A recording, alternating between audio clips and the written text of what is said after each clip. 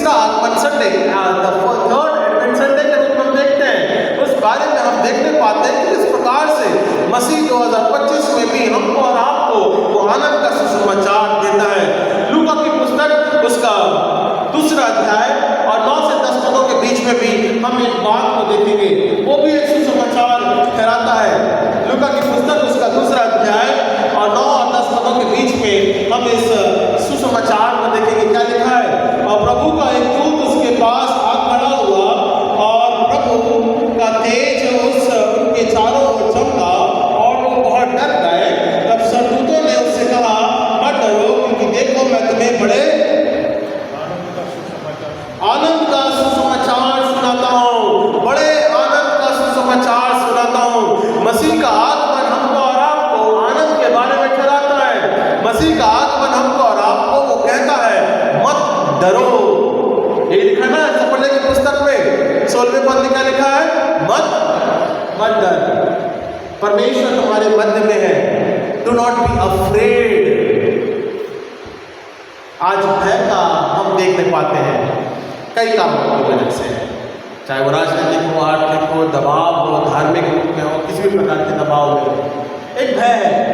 और परमेश्वर का वचन क्या बोलता है? मत डर, मैं तेरे साथ हूँ। ये आनंद का सुसमाचार आज हमारे और आपके लिए एक आत्मिक उन्नति प्रेरित करता है और वो मसीह के साथ हमारे जीवन को ठहराता है। सो 4वें पद में लिखा है, 4वें पद में क्या लिखा हुआ है? यहाँ पर समझने की पुस्तक उसका 4वें पद में लिखा है, 3 अध्याय 4वें पद में लिखा है, हे सिय्योन ऊंचे स्वर से गा, हे इस्राएल जय जयकार कर, और हे यरूशलेम अपने संपूर्ण मन से आनंद कर।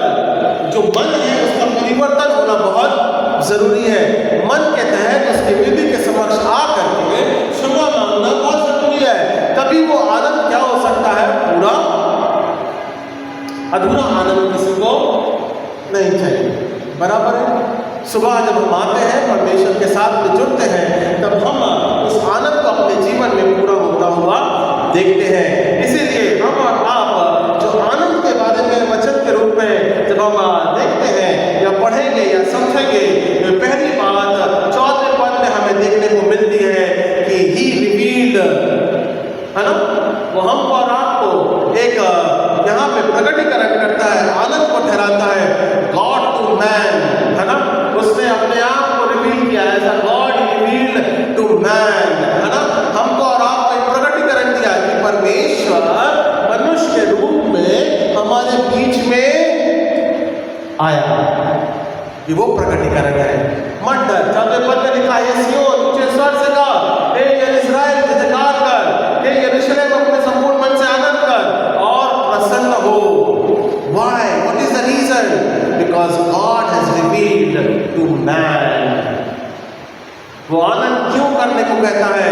क्योंकि इस्राएलियों के मध्य में परमेश्वर अपने आप का प्रकटीकरण दोबारा फिर से करता है। अगर वो प्रकटीकरण नहीं करता तो वो काम पूरा नहीं हो सकता। सो इस्राएलियों के लिए बार बार परमेश्वर समय अनुसार प्रकटीकरण होता गया। यशायाह की पुस्तक के अनुसार भी होता गया और सपने की पुस्तक के अनुसार होता गया, मलाकी की पुस्तक के अनुसार होता गया। हम इन बातों को देखने पाते हैं। So the time when the Lord is revealing, है ना, वो जो समय है, बार बार परमेश्वर हमारे और आपके जीवन में 2025 में भी वो हमको और आपको उस प्रकटीकरण के बारे में ठहराता है कि मैं तुम्हारे बीच में हूँ। ऐसा नहीं कि परमेश्वर हमको छोड़ दिया है। उसका प्रकटीकरण मनुष्य के बीच में साल दर साल निरंतर बना रहता है। हाँ, उसके प्रकटीकरण के माध्यम के द्वारा हमको और आपको ये वचन के रूप में विश्वास करना बहुत जरूरी है कि परमेश्वर हमारे बीच में है। ये विश्वास करना बहुत जरूरी है कि परमेश्वर हमारे बीच में प्रकटीकरण है या परमेश्वर हमारे साथ है और हमको और आपको उसके तहत एक जीवन के रूप में बढ़ना बहुत जरूरी है। सपने की पुस्तक उसका 3 अध्याय में लिखा है, यहोवा ने तेरा दंड दूर। ये प्रकटीकरण की भाषा है ना। प्रकटीकरण कैसे पता होगा? कैसे पता होगा कि परमेश्वर हमारे साथ है? उसने क्या किया? मैंने तुम्हारे दंड को, तो चिंता की, जो घबराहट की, बॉस बोल रहा है कि मैं उसे माफ ठीक है ना? ना प्रॉब्लम नहीं। 2-3 दिन अगर छुट्टी पे चले जाओ, अरे बच्चे लोग हैं, सभी लोग हैं ना, 4 भाई पॉज करो, ठीक है? ओके, ये डिपार्टमेंट है। तो क्या होता है, 2-3 दिन के अगर आप बिना बताए छुट्टी पे चले गए तो डर बना रहता है कि वापस आऊंगा तो मेरा बॉस मेरा क्या बिना बताए, अब बता के तो जाओ, हेलो, ठीक है ना? यहाँ क्या हो रहा है, इजराइली लोगों ने माफ कर दे, परमेश्वर क्या बोल रहा है, बॉस क्या बोला, बॉस 3-4 दिन के बाद होता है, चिंता नहीं कर, तू आजा, कोई बात नहीं है। अरे उससे बड़े आनंद की क्या बात है, चौथे दिन तो वो खुद ही बड़ा टुकड़ा चला आएगा और कहो तो गिफ्ट भी ले आएगा, बॉस बोला है जाने तो कोई बात नहीं। दैट इज द जॉय, है ना? वो एम्प्लॉय के लिए उस समय बड़े आनंद का रहता है, अरे 3 दिन की छुट्टी बिना बताए मैं काम हो गया, पता नहीं मेरा बॉस क्या बोलेगा, मुझे कुछ बहाने बनाने पड़ेंगे, कोई मर गया, कोई बीमार हो गया, कुछ हो गया, बड़ी समस्या रहती है छुट्टी पे जाने के बाद भी ना। हम सबों के साथ में ये होता है, मैं यहाँ से चला जाऊं और मेरा डीएस बोले किधर गया, कलीसिया वालों को बोलना पड़ता है अब मैं ऐसे जा रहा हूँ, झूठ बोल के जाऊंगा, टेंशन रहती है। 3 दिन में भी अगर मैं आता हूँ तो दोनों सोचता हूँ कि बाबा मैं फंस तो गया हूँ, अभी कैसे बोलूंगा और क्या बोलूंगा, और वो बॉस अगर खुद सामने से आके बोल दे कोई बात नहीं, और वो आनंद डबल हो जाता है, वो छुट्टी का आनंद और डबल हो जाता है, और बॉस के लिए छुट्टी लेकर आता है। मेरी बात समझ में आ रही, टेक्निकल बात समझ में आ रही?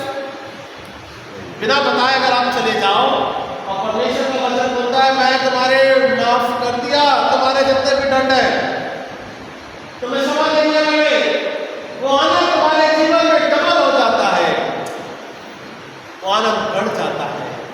तो बाकी परमेश्वर हमारा जीवन को वचन में लिख दिया उसने, चाहे वो 2000 वर्ष पूर्व हो, चाहे वो भविष्यवाणियों के माध्यम के द्वारा हो, चाहे वो यशायाह के माध्यम के द्वारा हो, चाहे वो सुपन्या के माध्यम के द्वारा हो, उसने पहले ही लिख दिया है मैंने तुम्हारे पापों को और मसीह तुम्हारा उद्धार करता तुम्हारे लिए, लूका की पुस्तक को मैं तुम्हें आनंद का सुसमाचार देता हूं। उसके पहले क्या लिखा है, मत डू नॉट बी अफ्रेड। मेरी बात समझ में आ रही है? सपन्या क्या बात करना मांग रहा है, बॉस के रूप में क्या बोलना मांग रहा है, बॉस की व्याख्याओं को वो बताना मांग रहा है, बॉस क्या बोलता है, परमेश्वर क्या बोल रहा है, इन बातों को सपन्या की पुस्तक पहले ही बता देती है। मत डरो, तुम्हारे पाप क्षमा कर दिए गए हैं, आनंद का